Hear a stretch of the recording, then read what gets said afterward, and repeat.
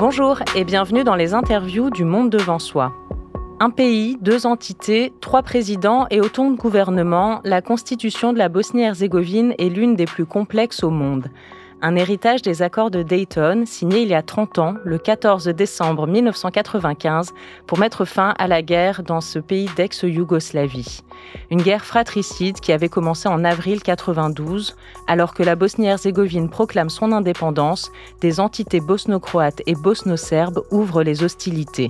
Leur but, se partager le territoire pour créer une grande Croatie et une grande Serbie.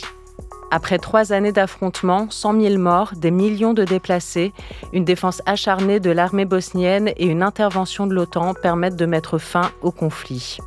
Les fragiles accords de Dayton sont signés sous la pression internationale, donnant naissance à un État Frankenstein.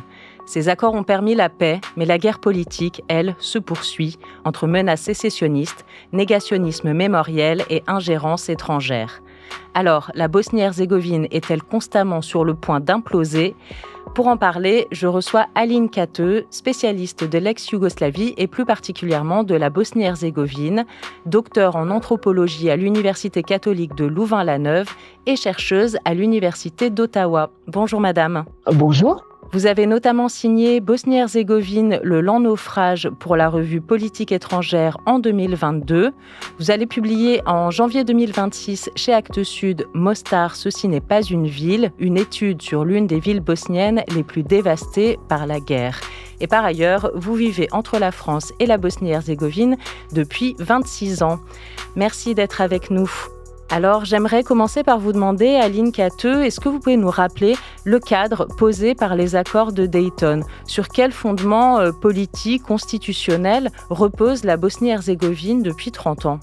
Le cadre posé par les accords de Dayton et le cadre particulièrement qui nous intéresse aujourd'hui, constitutionnel, a fait de la Bosnie-Herzégovine un État divisé, comme vous l'avez rappelé dans votre introduction, entre deux entités administratives, la République serbe de Bosnie et la Fédération croato-musulmane.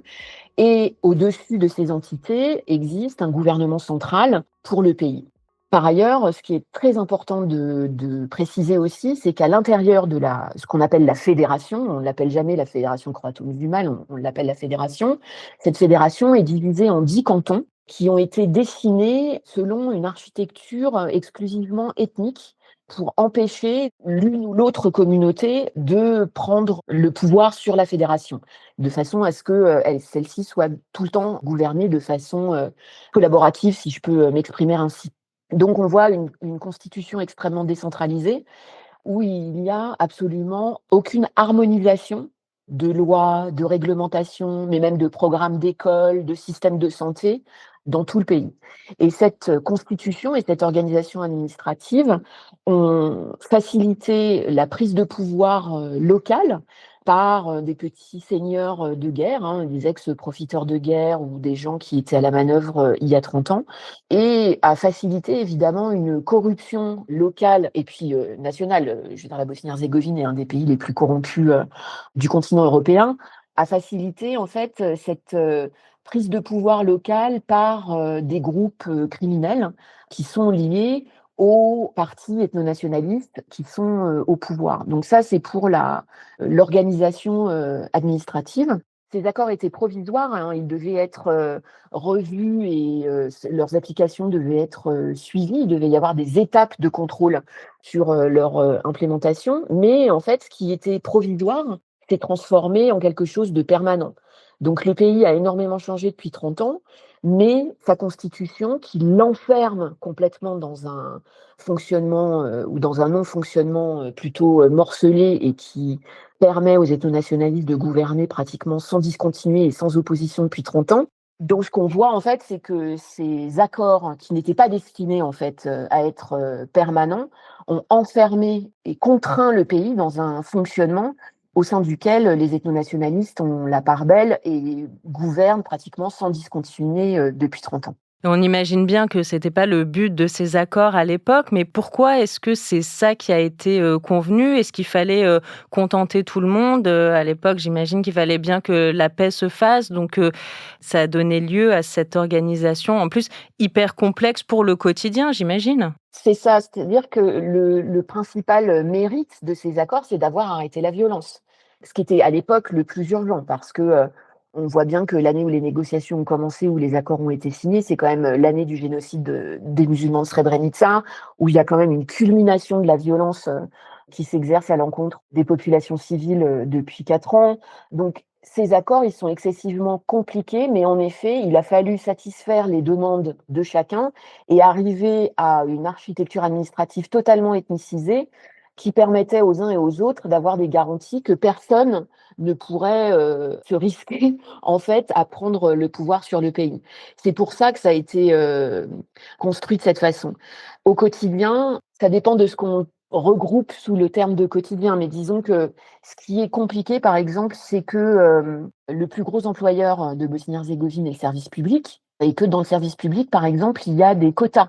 Donc il faut, tant, de Bosniaques musulmans, tant de Croates, tant de Serbes et tant d'autres, puisqu'il y a aussi cette catégorie, qu'on appelle les autres, donc les gens qui ne se reconnaissent dans aucune catégorie ethnique et qu'on nomme les autres. Il y a des quotas pour eux aussi. De toute façon, vous n'accéderez pas à un emploi si vous n'êtes pas encarté, dans un parti politique.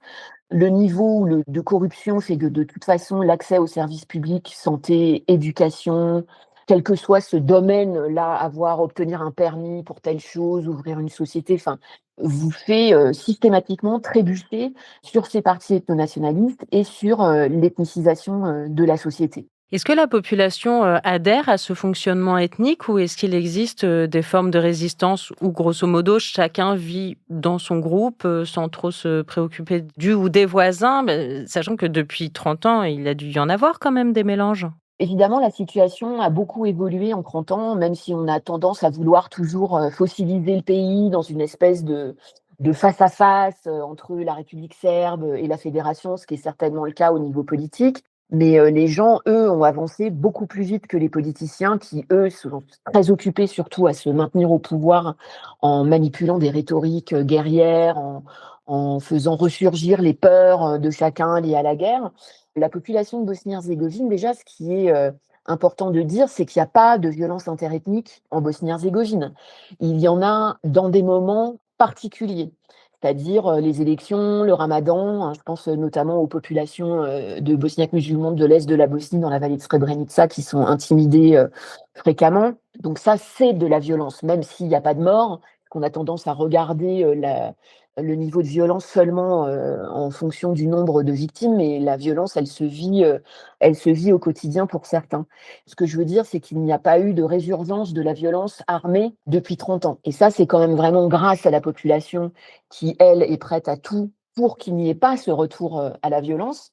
Ce que je vois dans les villes où j'ai habité, que ce soit Sarajevo ou Mostar, hein, qui est une ville, alors elle, qui est une ville divisée, territorialement et qui a été, maintenue dans une division, ethnique très ferme, c'est que, les gens, ont avancé pour se construire un quotidien. Les gens ont eu des enfants, les gens n'ont pas envie d'élever, ou d'éduquer leurs enfants, dans ces haines et dans la peur de l'autre.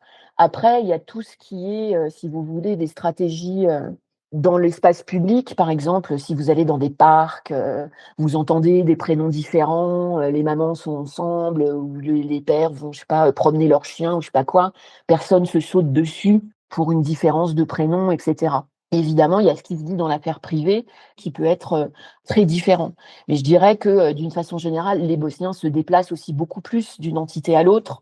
Ça ne veut pas dire qu'il n'y a pas, de ressentiment ou qu'il n'y a pas encore, de peur, mais je trouve qu'il se passe des choses extrêmement intéressantes dans la société bosnienne en ce moment, qui vont plutôt dans le sens d'un mouvement social, en fait. C'est-à-dire, qui, traverse toutes les divisions ethniques possibles et inimaginables, puisque les gens, 30 ans après, se rendent bien compte que cette guerre a eu lieu pour rien, en tout cas pas pour leurs bénéfices, ça c'est clair et net, et que leurs intérêts, que ce soit, comme salariés, comme patients, comme consommateurs et cetera, sont les mêmes qu'on soit serbe, bosniaque, ou croate. Donc ça, c'est quelque chose qui joue aussi énormément, en ce moment, dans la société bosnienne. Ça, c'est pour, la société civile et qu'en est-il de la classe politique? Est-ce qu'elle, chacun, ménage son précaré et finalement, ce mode de fonctionnement morcelé là, lui convient bien puisque chacun peut préserver, ses intérêts, sa zone de contrôle et finalement n'aurait pas intérêt, à l'inverse de ce que vous expliquez pour la société civile, à ce que les choses avancent? Alors au niveau politique, ce qui est assez frappant et ce qui est assez, effrayant, c'est que, déjà, les partis nationalistes n'ont pas changé de discours depuis 30 ans. Et quand je dis pas changer de discours, c'est réellement pas changer de discours, pas changer de vocabulaire, pas changer d'argument. Donc déjà, on voit bien que eux, leurs intérêts, ils continuent de les faire avancer, pas avec les armes comme il y a 30 ans. La situation est très, changée sur le terrain là-dessus, mais dans la question du morcellement, et probablement de la fédéralisation, de la Bosnie-Herzégovine. Vous pouvez nous rappeler quels sont les principaux justement, partis nationalistes et les Oui, alors dirigeants? vous avez, le parti, social-démocrate serbe, qui est le parti de Milorad Dodik, qui est l'ancien président, de la République serbe, qui vient d'être démis de ses fonctions, et vous avez la communauté démocratique croate, le HDZ, qui est dirigé d'une main de fer, par, Dragan Čović, qui est, je pense, l'homme le plus puissant, en fait, de Bosnie-Herzégovine. On se concentre essentiellement sur le sécessionnisme, de Milorad Dodik. On oublie constamment de parler, des projets sécessionnistes, croates, qui sont très vivants et qui ont le vent en poupe, y compris à Bruxelles. Et puis le Parti d'action démocratique, bosniaque, qui est, je pense, un petit peu en perte de vitesse depuis les élections de 2022, qui est dirigé par, Bakir Izetbegović, qui est le fils d'Alija Izetbegović, qui était le premier président de la République, de Bosnie-Herzégovine indépendante en 92, et qui a présidé aux affaires du pays, pendant toute la guerre. Ces 3 partis s'entendent extrêmement bien. C'est-à-dire que, c'est constamment, d'ailleurs c'est complètement surréel. C'est-à-dire qu'on voit en ce moment, Bakir Izetbegović, qui a aucun mandat, Dragan Čović, qui a aucun mandat élu, boire des cafés ensemble et se photographier en train de discuter d'une future coalition, de l'avenir du pays. Tout ça se discute dans des restaurants et des cafés en dehors des institutions. On a tous et toutes, je pense, en tête ici, les images de Milorad Dodik, qui arrive en hélicoptère à l'anniversaire de Dragan Čović il y a quelques années. Donc ce sont des gens qui s'entendent pour continuer à tirer profit, et on parle de milliards. C'est-à-dire qu'ici en Bosnie-Herzégovine, quand on leur raconte les affaires de corruption en France, ils sont assez amusés, en fait. Comment ça, pour 300 000 €? Ici, il faut quand même comprendre que ce sont des milliards qui sont volés et qui partent dans la corruption, tous les ans. Donc ces partis s'entendent très bien. Ils ont intérêt à continuer à ressasser les histoires de guerre, les histoires de massacres, les histoires de, qui est coupable, qui n'est pas coupable, qui a été jugé, qui n'a pas été jugé. Ils sont de plus en plus aidés d'ailleurs, par, les fake news et par, toutes ces nouvelles produites par l'intelligence artificielle. On en voit, de plus en plus, y compris concernant la guerre. Enfin, c'est assez, effrayant. Et du coup, si vous voulez, ça se manifeste, par des discours qui pourtant, je trouve, continuent d'évoquer, une immense, douleur, une peur ou une colère, mais marchent, on va dire, de moins en moins. On sait que les élections sont truquées, hein. C'est-à-dire que pendant très longtemps, c'était, des achats de voix, et maintenant, c'est plutôt des achats des assesseurs. Donc on sait que, il y a des manipulations de bulletins, et cetera, et cetera. Donc on sait aussi, du coup, que sans ces trucages d'élections, probablement, les partis nationalistes n'auraient plus ce pouvoir. Peut-être ils seraient encore au pouvoir, hein, mais n'auraient plus, en tout cas, ce pouvoir absolu. Donc on voit bien que ces rhétoriques-là, qui ne changent pas, fonctionnent de moins en moins bien sur la société bosnienne. Vous expliquez, très bien, hein, que ces politiciens, font commerce, de la peur de la guerre et il y a eu, justement, l'éclatement, très proche de la guerre en Ukraine en 2022. Est-ce que cet événement-là, ça a réveillé les traumatismes? Est-ce que ça a aussi, accéléré l'histoire d'une certaine façon et dans quel sens?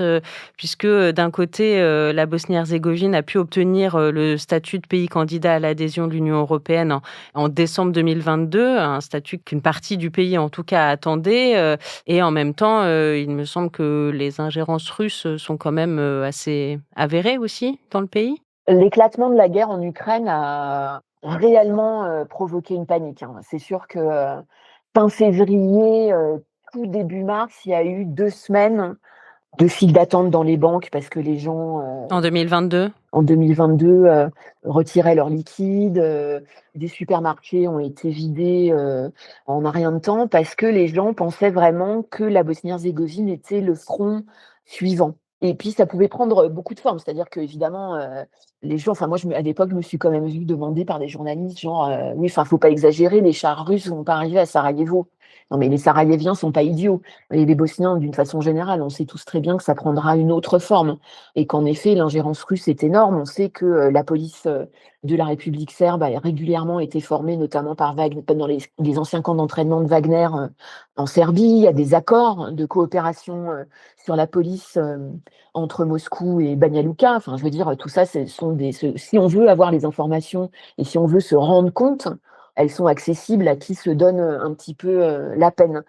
On s'attendait plus à un regain de violence, si vous voulez, épars. C'est-à-dire, alors, je dis n'importe quoi, hein, mais c'est une bombe là, un enfant tué là, un blocage de route par là et en fait, vous réactivez les peurs et les traumatismes de la population et vous paralysez le pays en un rien de temps. Et février 2022, c'est aussi le moment où, à Sarajevo et je crois qu'il y avait eu des alertes aussi en Serbie, on n'a jamais su ce que c'était. Il y avait des alertes à la bombe dans les institutions publiques et les écoles, les, tribunaux, mais c'était infernal. C'est-à-dire que, du coup, les gens, par exemple, ont arrêté d'envoyer leurs enfants à l'école parce qu'en fait, personne ne savait ce qui se passait.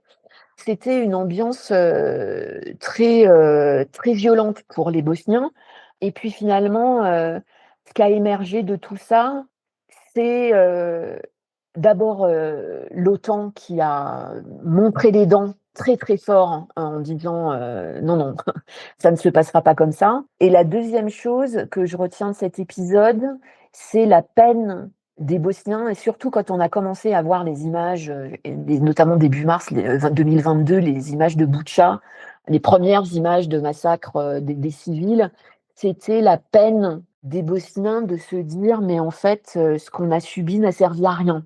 Puisque, que ce soit l'Union européenne, les États-Unis ou tout le monde a joué la carte de l'apaisement avec Poutine et que ça a mené, hein, les mêmes, processus mènent aux mêmes conséquences, et qu'on est toujours dans ces politiques, d'apaisement.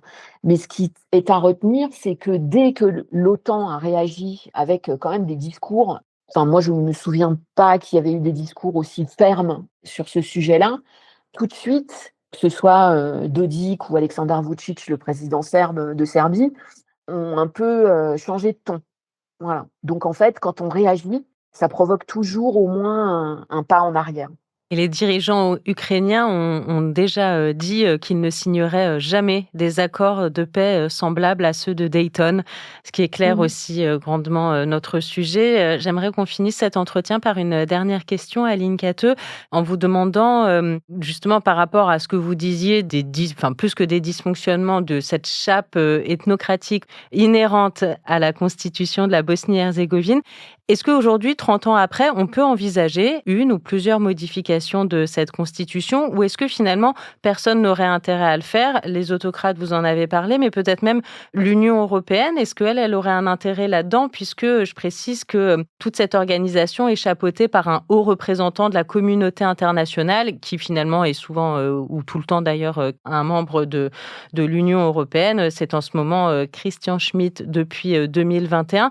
Donc finalement, est-ce qu'il faudrait mieux un très fragile équilibre qu'une remise en cause qui laisserait aussi un champ libre et là, on ne sait pas qui prendrait les places vacantes? C'est une question qui est assez importante parce que je pense qu'on est beaucoup à finalement commencer à se rendre compte que, la situation, d'instabilité, des institutions et en tout cas le niveau de corruption des institutions, au-delà de leur ethnicisation, arrange tout le monde.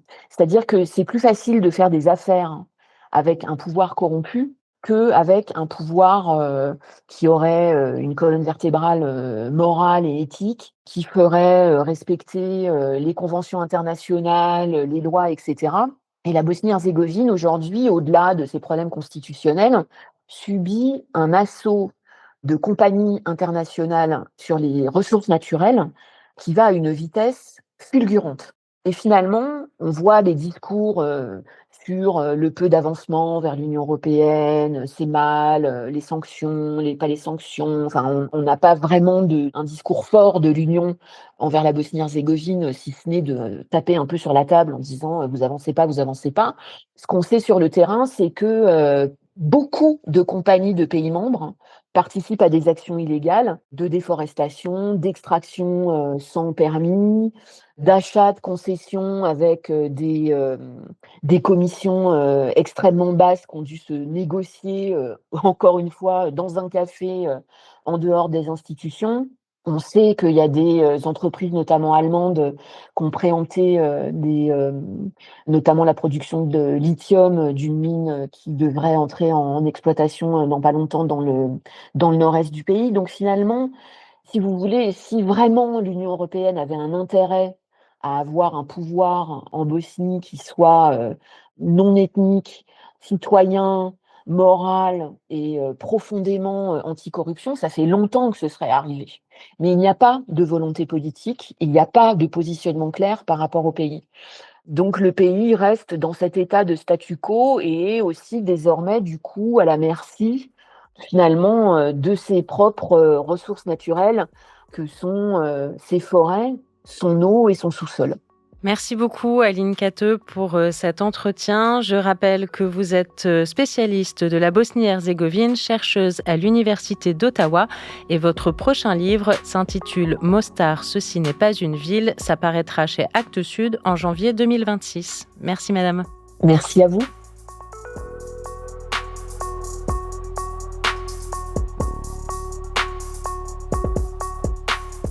L'interview du Monde devant soi est un podcast de Slate.fr. Production éditoriale, Hélène Decomer et Marie Agassan. Présentation, Hélène Decomer. Prise de son, montage et réalisation, Aurélie Rodriguez.